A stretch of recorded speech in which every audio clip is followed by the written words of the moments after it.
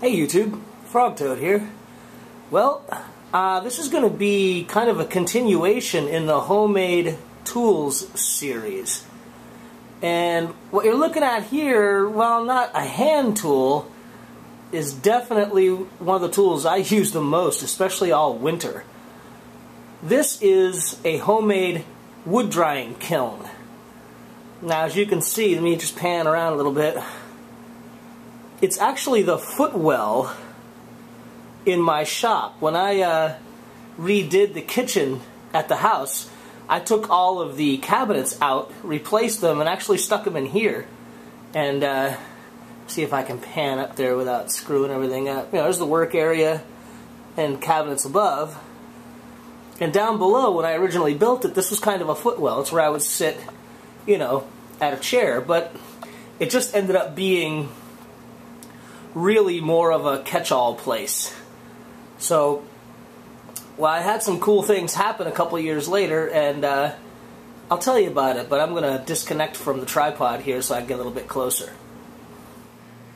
Alright, well, let's get in a little closer. As you can see, it's down here in the bottom of the bench, and it's got a thermometer there. It's an oven thermometer, it goes up to 400 degrees. Has a top vent. And then the same thing down on the bottom. And these are the controls. This turns it on and off. And you just trying to move things slow so I don't make you sick. Open her up. I hope the camera is picking up what's in there. It's just lined with the styrofoam, about 1.5 inches thick. And the interior dimensions are just a little over 2 feet by 2 feet by 2.5 feet tall. And right now, there's a light bulb there and a light bulb there. Now, I haven't had this on all summer. I know the bulbs are burned out, so I won't bother turning it on. And what it's full of now is just slabs of, there's some gum and some cherry in there. It's not stickered because it's actually just stored. This stuff's already been dried. So I'm just storing it in there. And you can see the door there. I ran out of Luan plywood, so I haven't put the piece that goes right there yet. And basically how it works is you turn it on, and then you open up the bottom a little bit, and the top a little bit, and regulate it till you get up to about, I try and keep it like around 115, 125 degrees, somewheres around there. And for slabs like this, it takes about a week.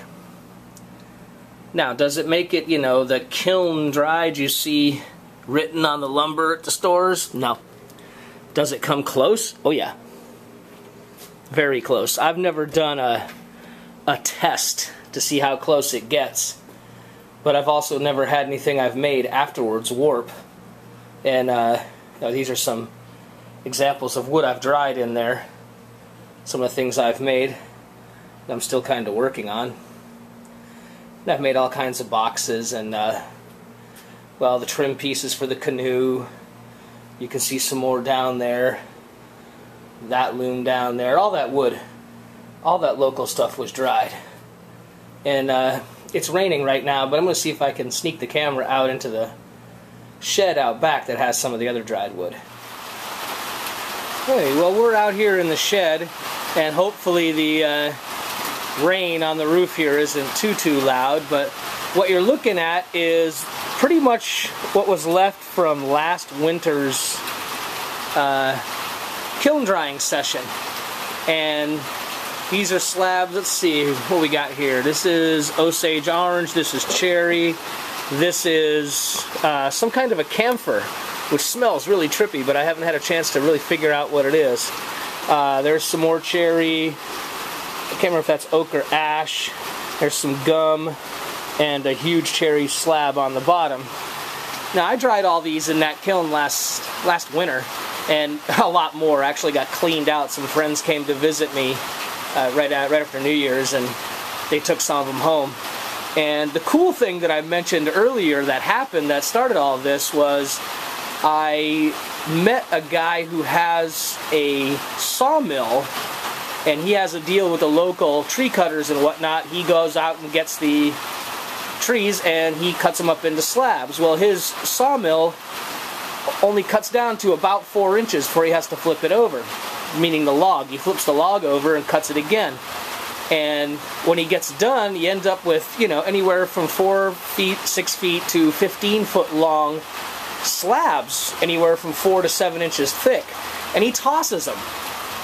Well, I go up there and grab them and cut them down to a little over 2 feet long, and then bring them home and dry them, and I use them for projects. And what we end up with is quarter sawn wood, which if you're a woodworker knows that's really nice. You know that's really nice to have. And so that's what we got here. Now, like I said, the kiln, does it make it to the same drying level as the stuff you get in the store?